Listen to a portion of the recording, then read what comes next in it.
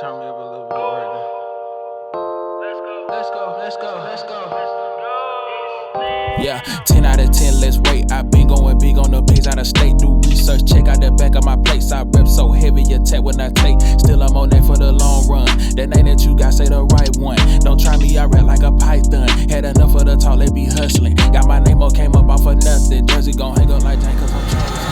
This is the S26 Ultra in the beautiful cobalt violet, which is arguably the most controversial phone we've had in a while because, well, this year it didn't look like it changed much, and to some eyes it could be even considered a downgrade. But honestly, I disagree with at least some of those thoughts because so far I've been loving this phone a lot, and I think it's a much nicer operator than people say, with the exception of one thing. As usual, Samsung always deliver with the best looking displays, colors are vibrant, and watching videos here is definitely an experience by itself. Their anti-reflective display ties everything up nicely, putting together an incredible high quality experience, but I've seen videos going around pointing a slight downgrade on the anti-reflective display compared with the S25 Ultra, and guys, from what I've seen, it's barely noticeable. I'm not sure if it's cost related or part of the new Pixel technology with their privacy display feature, but regardless, it's very minor stuff. And talking about the privacy display, I was really impressed when I saw it in the ads and on the leaks, but when you see it in person, it's when it hits and you're like, wow, this is actually really cool. So it obviously affects the image quality while you're using it, but the feature itself is quite impressive, and when you're in public places, you definitely can navigate your phone confidently if you're trying to do something confidential like banking apps and stuff like that, and people around you will really struggle to see what you're doing. You can add this to notification or dedicated apps that you think will need this. Regardless,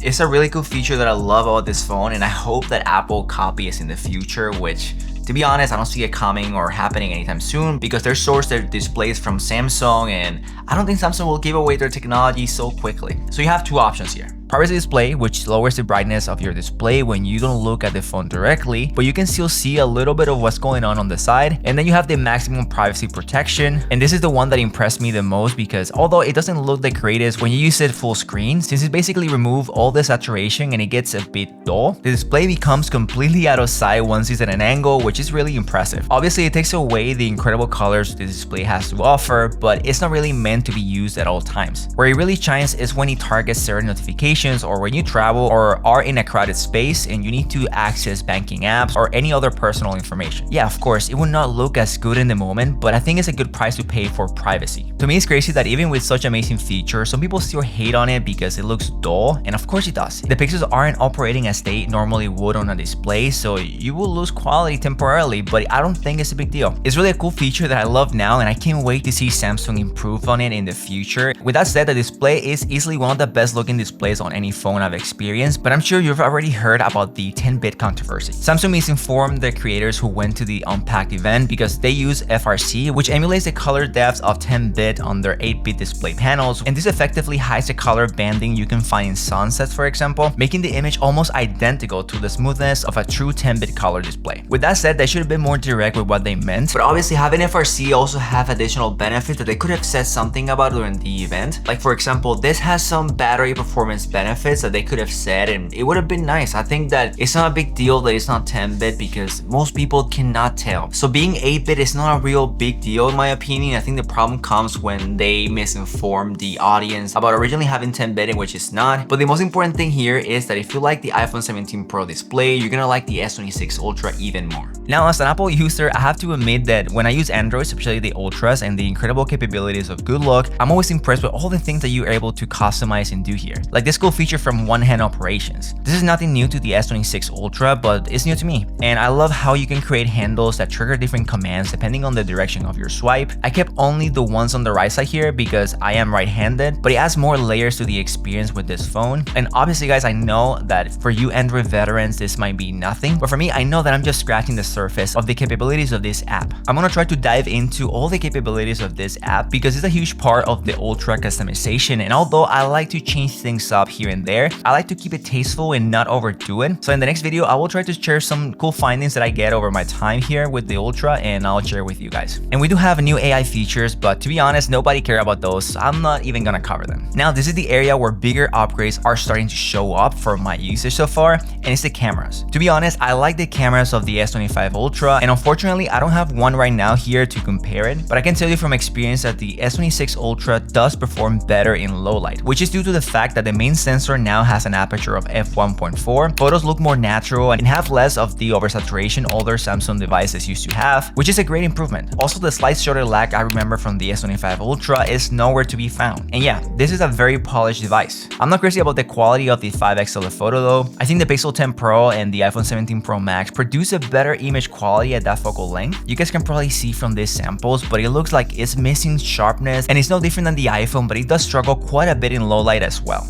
But the 5x still has seen improvement. But I will only use it, to be honest, in well-lit scenery because it does struggle a little bit when you don't optimize it for good lighting. Okay, the same goes for the ultra wide, sitting now at the f1.9, and I'm a big fan of the ultra wide photos, and this one doesn't disappoint. I've tested it in both well-lit and lower light scenarios, and the results are stunning, especially with the new processing we now have on this phone. The camera bump is kind of annoying even with a case on, so making the phone thinner and the camera bump thicker was not a combination I had in mind, but at least during regular use it's not an issue. It's basically the same experience that I had with the Z Fold 7, so if you like that and you're okay with that feeling, you should be fine with this. It's only annoying when you put it on a flat surface, so for the most part it's not all that bad. But all that aside, the star of the show this year is surprisingly the video. Samsung introduced the APV video codec, which supports 12-bit color depth compared with the standard 10-bit that you usually see on iPhones, for example, and the 422 chroma subsampling, providing significantly more color information for post-production, and it can also achieve 20% more storage efficiency than Apple ProRes. And I know it sounds good, but these files are still massive, so if you didn't spec your phone correctly, you may need an external SSD to work with this often. Anyways, here is a sample of the APV with the new blockbuster LUT from Samsung, color graded directly on the S26 Ultra, which is really cool. Everything has been done directly on the phone, so it's insane that you can do all of this and get these results. I'm really impressed. So what do you guys think? Is it better than the iPhone yet? To me, it's very close. I don't know. It could be better. I need to compare them more, and I'll definitely bring this in a video that is coming up soon. And then there's horizontal lock, and this feature has one of the most impressive stabilization I've seen on a phone yet. You lock the position when you're filming, and from there you can hand your phone to the shakiest person you know, while the footage remains incredibly steady, even with extreme movements, which is super impressive. That puts this phone at the very top when it comes to image stabilization, and I can see this being great for filming family and pets, but also helping anyone who struggles to get steady shots capture a great video with minimal effort. The frame of the S26 Ultra saw some new design changes as well, that although they have a purpose, of that at least what Samsung says, still hurts to see the durable titanium design go away so quickly. Yeah, I know aluminum is more conductive than titanium, which implies that the more powerful Snapdragon chip will run cooler during high demanding tasks, but I can't get over the material regression.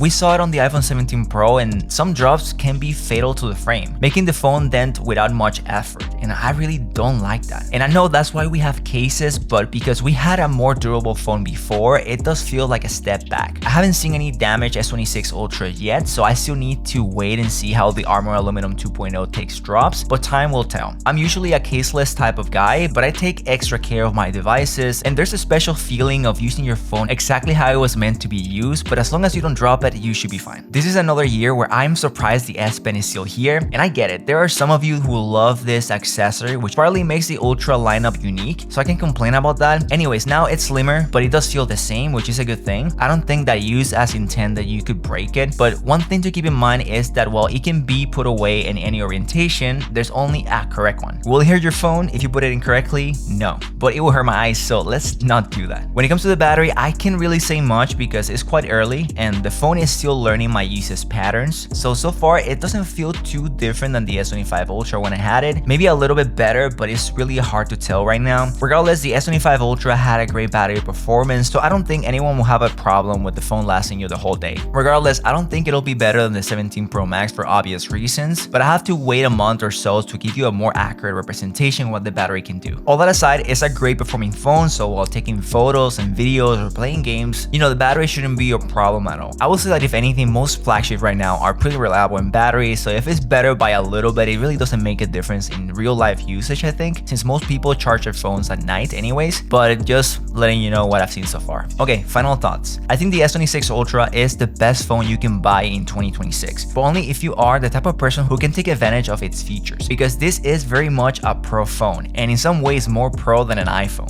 You have a professional video codec with LUT preview directly on the native app. You also have manual controls with a histogram, ISO, shutter, and white balance control right on your phone, and that is something that I really appreciate because the results are also at that level. Then you look at the display and the customizations, which can be quite deep if you really put the time into to understanding everything this phone has to offer. And with all that, I want to say that this phone is for people who like to tinker with their devices. You often see many buyers getting phones like the iPhone 17 Pro and they barely scratch the surface of what that phone can do, and that phone is much simpler than this one. With that said, if you're someone who can use these features, I think it might be the best phone you've ever tried. If not, it might be another green bubble experience that won't last very long if you're coming from an iPhone. As for me, I really think this one is here to stay for a very long time. Anyways guys, thank you so much for watching this video, and I'll see you all on the next one. Take care. Bye. 'Cause tonight I'm gonna take